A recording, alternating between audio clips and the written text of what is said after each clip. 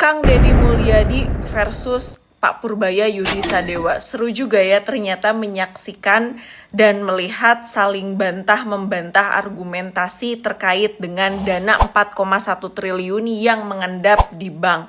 Masing-masing kemudian bersikukuh dengan kebenarannya, baik itu Kang Deddy ataupun Pak Purbaya itu sendiri.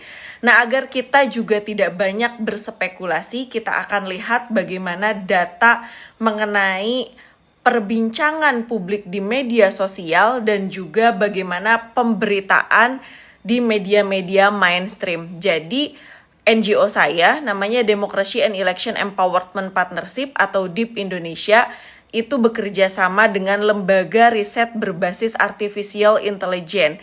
Namanya adalah Binokular. Ini adalah media monitoring untuk melihat bagaimana pemberitaan di media cyber, media cetak, kemudian elektronik, dan juga di semua platform sosial media.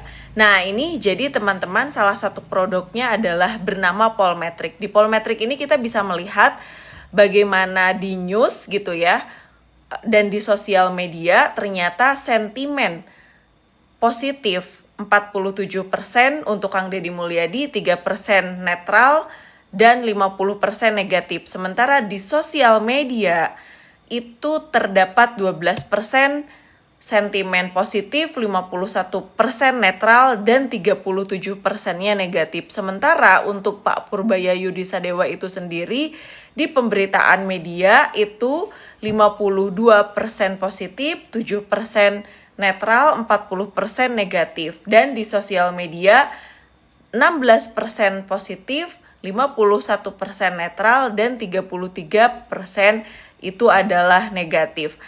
Menariknya teman-teman semua, dari semua percakapan di media, baik itu kemudian media sosial ataupun kemudian di jangkauan pemberitaan, selama 7 hari terakhir ini, ternyata memang Kang Deddy Mulyadi antara positif dengan negatifnya itu ya lebih banyak negatifnya gitu. Meskipun memang hanya beda 10%. Sementara untuk Pak Purbaya itu sendiri lebih banyak sentimen positifnya.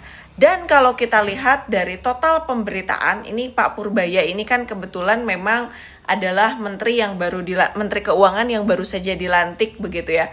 Tapi sudah luar biasa menembus ternyata 15.847 pemberitaan dalam 1 minggu terakhir, dan itu mengalahkan presiden dan wakil presiden itu sendiri. Dan juga ternyata